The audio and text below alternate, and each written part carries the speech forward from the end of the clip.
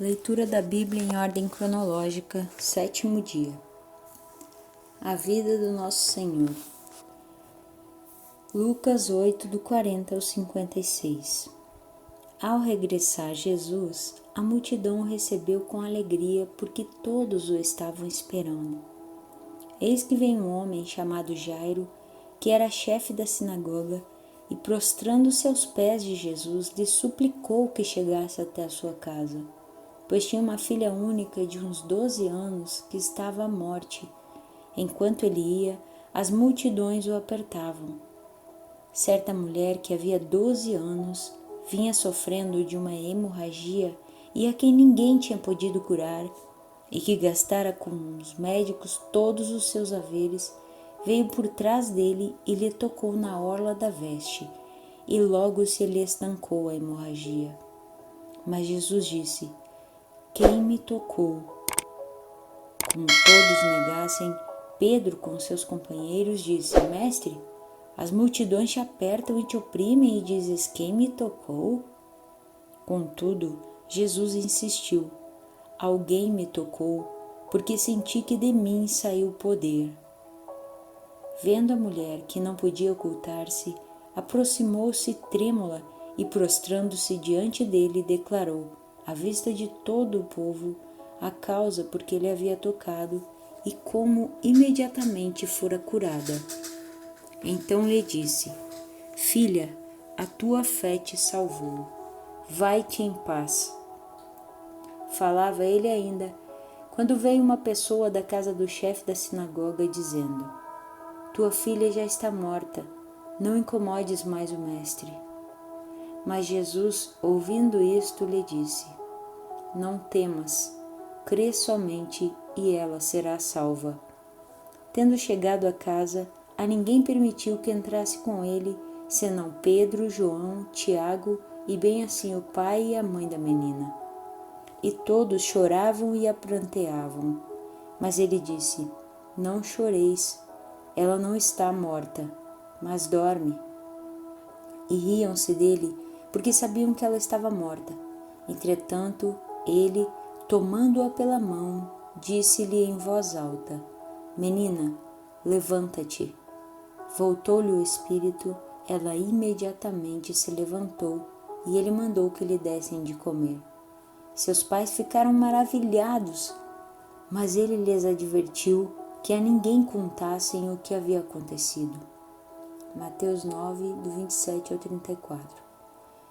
Partindo Jesus dali, seguiram-no 2 cegos clamando: "Tem compaixão de nós, filho de Davi." Tendo ele entrado em casa, aproximaram-se os cegos e Jesus lhes perguntou: "Credes que eu posso fazer isso?" Responderam-lhe: "Sim, Senhor." Então lhes tocou os olhos, dizendo: Faça-se-vos conforme a vossa fé." E abriram-se-lhes os olhos.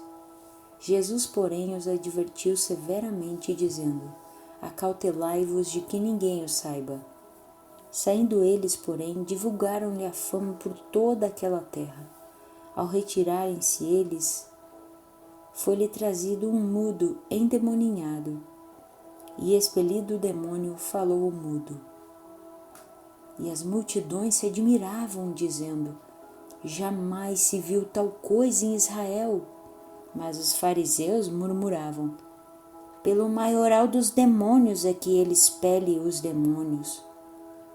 Mateus 13, do 54 ao 58.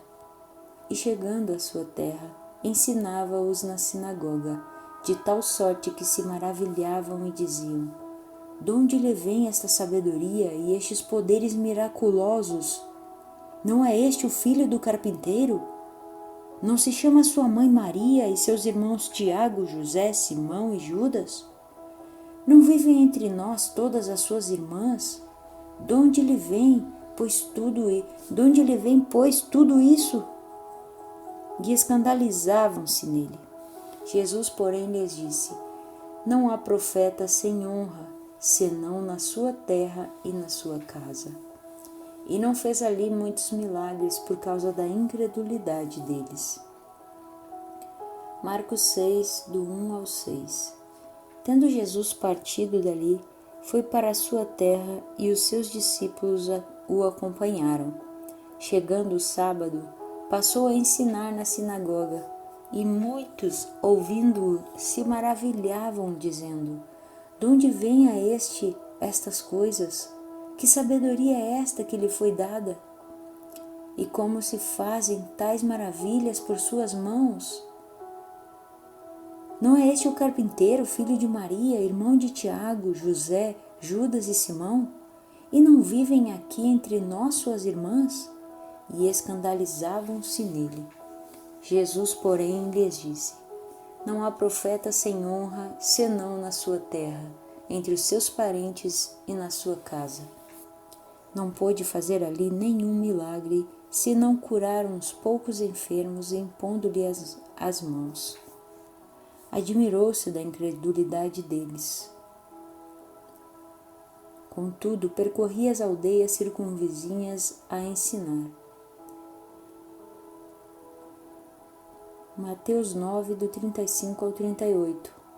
E percorria Jesus todas as cidades e povoados, ensinando nas sinagogas, pregando o evangelho do reino e curando toda sorte de doenças e enfermidades.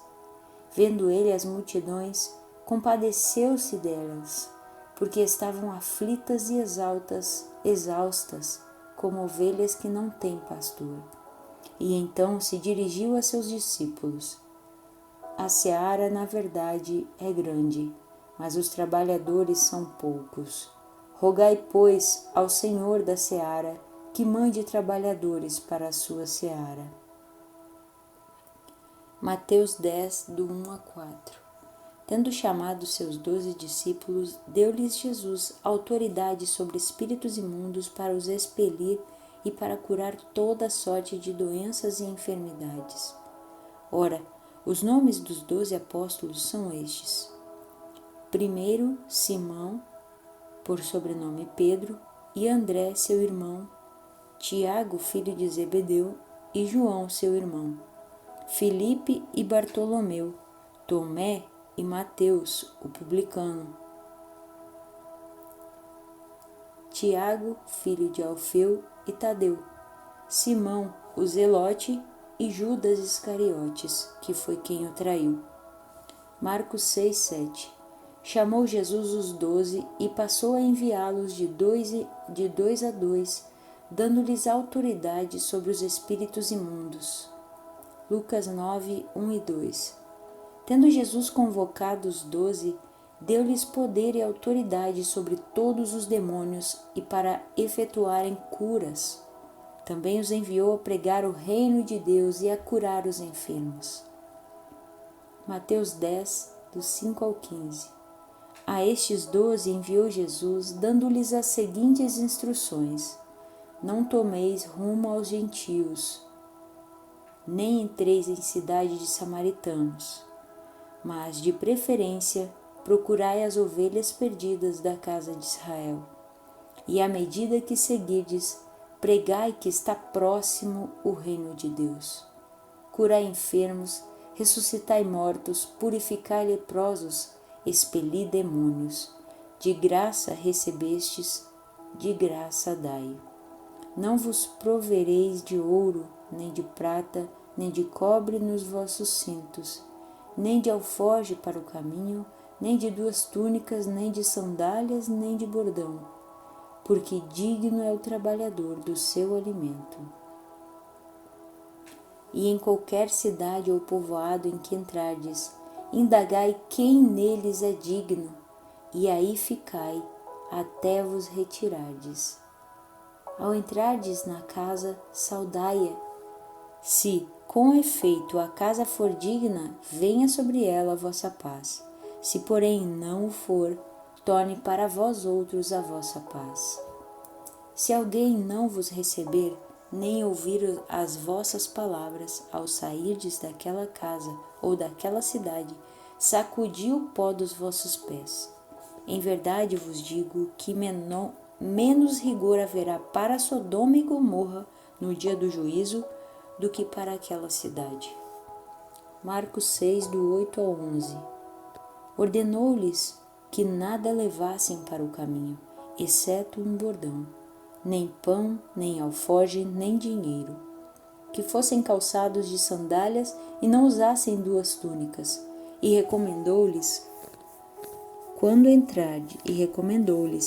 entrardes na alguma casa, permanecei aí até vos retirardes do lugar. Se em algum lugar não vos receberem, nem vos ouvirem, ao sairdes dali, sacudi o pó dos pés em testemunho contra eles. Lucas 9, do 3 ao 5. E disse-lhes: Nada leveis para o caminho, nem bordão, nem alforje, nem pão, nem dinheiro, nem deveis ter 2 túnicas.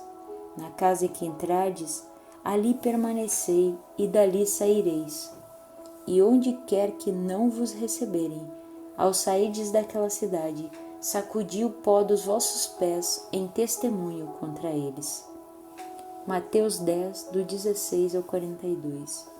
Eis que eu vos envio como ovelhas para o meio de lobos. Sede, portanto, prudentes como as serpentes e simples como as pombas. E acautelai-vos dos homens, porque vos entregarão aos tribunais e vos açoitarão nas suas sinagogas. Por minha causa sereis levados à presença de governadores e de reis, para lhes servir de testemunho a eles e aos gentios. E quando vos entregarem, não cuideis em como ou o que haveis de falar, porque naquela hora vos será concedido o que haveis de dizer, visto que não sois vós os que falais, mas o Espírito de vosso Pai é quem fala em vós. Um irmão entregará à morte outro irmão, e o pai ao filho. Filhos haverá que se levantarão contra os progenitores e os matarão. Sereis odiados de todos por causa do meu nome. Aquele, porém, que perseverar até o fim, esse será salvo. Quando, porém, vos perseguirem numa cidade, fugi para outra, porque em verdade vos digo que não acabareis de percorrer as cidades de Israel até que venha o Filho do Homem. O discípulo não está acima do seu mestre, nem o servo acima do seu senhor. Basta ao discípulo ser como seu mestre e ao servo como seu senhor. Se chamaram Beelzebu ao dono da casa, quanto mais aos seus domésticos. Portanto, não os temais, pois nada há encoberto que não venha a ser revelado, nem oculto que não venha a ser conhecido. O que vos digo às escuras, dizei-o à plena luz, e o que se vos diz ao ouvido, proclamai-o dos eirados.